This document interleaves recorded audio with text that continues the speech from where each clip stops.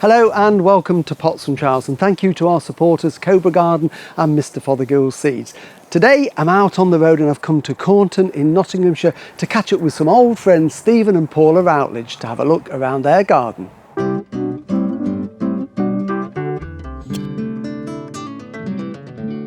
So Paula, this is just part of your garden, which is amazing at the moment. And of course we are social distancing, so we can't get too close. Just tell us a little bit about the garden and how long you've been here and how you've created it. Well, we came here about 16 years ago. We're on a 5-acre site, and when we first came, this was just full of leyland eyes. So the first thing we wanted to do, because the house is just there, was look out and embrace the countryside beyond. So we took out the conifers and we just sort of evolved. We didn't draw any plans or anything, it just evolved as we went along. That's how the best gardens work, isn't it?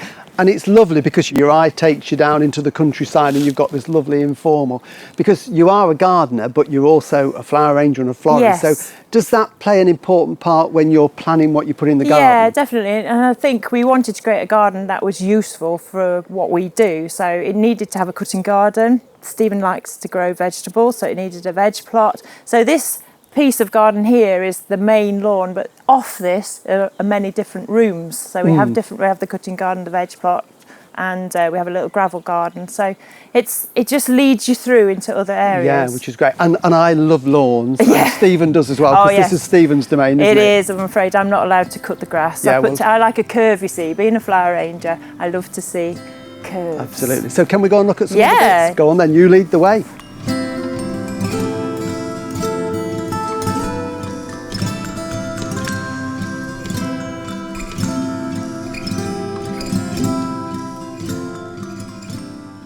So Paula, this is your cutting garden, or one of your cutting gardens. So you obviously grow a lot of different plants in here. And do you use all of these in arrangements? Yeah, most of it. I like to come in and pick and choose. There's a real mixture of stuff. So some perennials and then we add some annual stuff in. But the lupins are a mainstay in the garden. So they're great in bouquets for using. Right. And I suppose they've got those lovely columns of flowers, so they'll look good, won't they? Yeah. So the ones in our garden have gone over, so obviously you want flowers all the time. So how do you get more flowers through the season? Well, now, especially after all the rain, time to come out into the garden and do a bit of deadheading. So anything that's finished flowering, you'll see down there, that one has got some seeds coming on the bottom, and there's one here where all the seeds have been produced there. If you can take those off, it'll encourage some new ones to come through. Right, okay. And then the seed, do you save any of the seed? Yeah, but not these. So No. we wait for the second flush and then we leave them on for them to naturally dry in the sunlight. Okay, and then take them. And that's what you get. Yes, so this was last year's seed. Yes, from this plant. From this plant, Yeah. and then these will be planted out now for... Yes, they're going into the cutting garden now and they'll be ready for cutting next year. Right, fantastic. So really easy to grow and to grow your own. Yeah, you just got to watch for the aphids, of course. So the best way for us is just to keep an eye on them and rub them off along the stem. So if you can catch them early, it's better than letting them get infested. And the other thing I love in here, you've got some really nice alliums, quite late varieties. So do you use those as well? Yeah, definitely use those. And we grow about 10 different varieties of alliums so that we've got a continuous bit of colour coming through. Brilliant. So we've got some really late ones at the minute called Summer Drummer. I don't know if you've seen those. No. They're not in flower yet, but they go about 7 foot high and they'll be flowering into August. Wow, brilliant. I look up to those. Where are we going now? Oh, let's go into the veg patch. Okay, yeah, let's go in the veg. I'll put this back.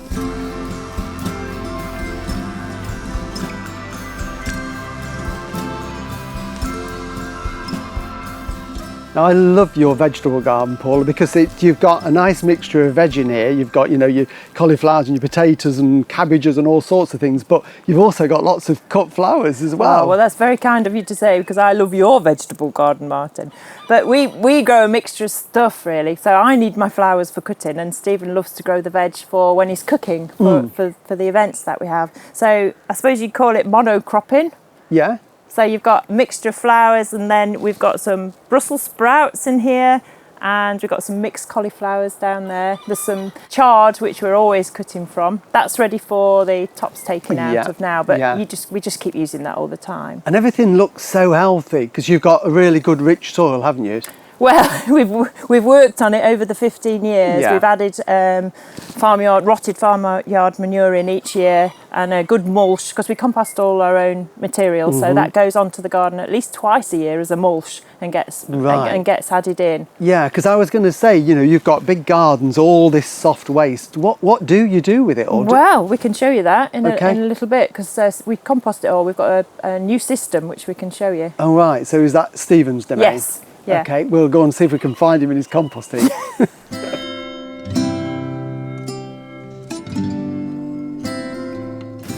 I hate to stop a man at work, Stephen, but I'm told you're in charge of composting and you've got this fantastic big compost heap. So how does it work? Yeah, I'm chief composter.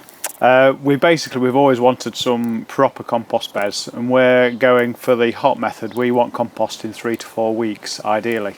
So we use the principle of the bacteria wanting to feed from fuel, basically.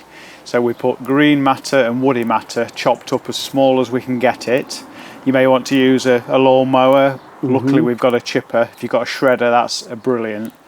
And so you basically layer it. So you have green matter, you have pig manure if you've got it, which we have. Yeah, we're lucky to have pigs, it. yes. And straw. But the main thing is to get grass clippings and green matter mixed in with your woody matter and form it in layers in your compost heap. So I started in the bed that's over here. Yeah. And then after about 4 or 5 days, it was heating up really, really well. And then I moved it over into this bed. And I actually watered it as well because I felt it was a little bit dry. You do need that moisture in there, don't you? Yeah, so I added moisture to it. And then this is about 10 days in now, so you can see what's happening. So you can see that there's a fair bit of... really warm, isn't it? It's really warm. Yeah. I put a jacket potato in last week to test the temperature. Then I put the temperature probe in it, and it was 60 degrees, which is perfect, because 60 degrees kills diseases and bugs that may be in there and any perennial weeds. But I wouldn't recommend putting perennial weeds in, because cold spots will still survive. But weeds in general, and it rots down things like box cuttings, which are notoriously long lasting. So any form of clippings like that, and off you go. So I'm just about to transfer it again into the other bed, and that'll be the 3rd time. And it may move 1 more time, so that will take it to 4 weeks. And then I cover it in bubble polythene to keep the moisture in. Yeah. Not the moisture, the heat, sorry, in. And really, then it should be good compost from there on in. It might not be fully rotted down, but it will still, the process will keep happening on the garden, so it'll be really, really good for it. But if you could leave it in there for 6 or 8 weeks, it would be like... It'd be absolute. It'd be like gold. Yeah. It really would. All right, so can you put my name on a bag in 6 weeks' time? Yeah. Good.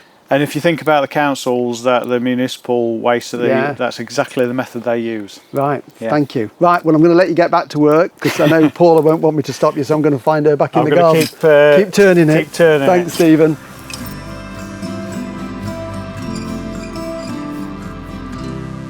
I caught you deadheading again. So what are you doing this time? I'm just doing this perennial osteospermum. I mean, it flowers freely anyway, but it does help to take off anything that's been ruined with the rain that we've just had. Yeah, and they do flower all summer long. They're lovely, aren't they? It's a really hardy one, this one. Quite different to the bedding one, isn't it? This and it contrasts so nicely with that lovely pen stemon there. That is great. They are gorgeous. In this little planting area here, just wanted to create some plants for the pollinating insects and things. Which so is great. The bees, are, even on a wet day, they're busy. I do need to ask though, because it's a newly planted area, but why have you got a grain silo?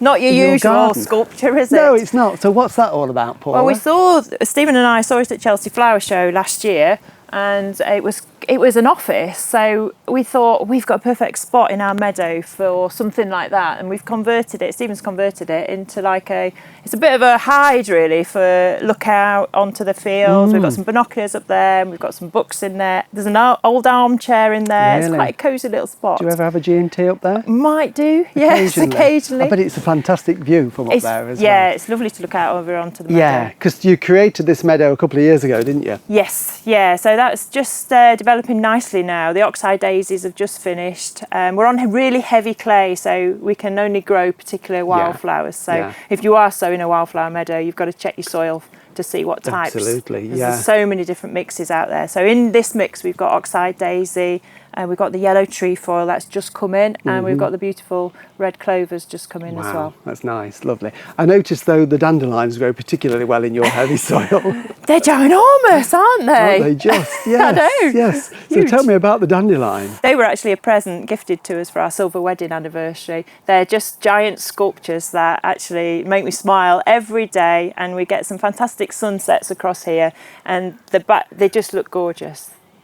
So if anybody wants to come and see the garden here, because I know under normal circumstances you are open, what's happening at the moment? Well, we're just waiting, like everybody, for government guidelines really, but we're hoping to do some social distance visits. They'll be booked and timed, but in normal circumstances we'd be open for private group visits. So a lot of garden clubs, flower clubs come and visit us, U3As, any groups like yourself, Martin. They just book a group visit and come for a day. So they can check on that through your Facebook and the website, which is Floral Media. Yes. Okay, yeah. That's great. Yeah. Thank you for showing me around. It's been amazing.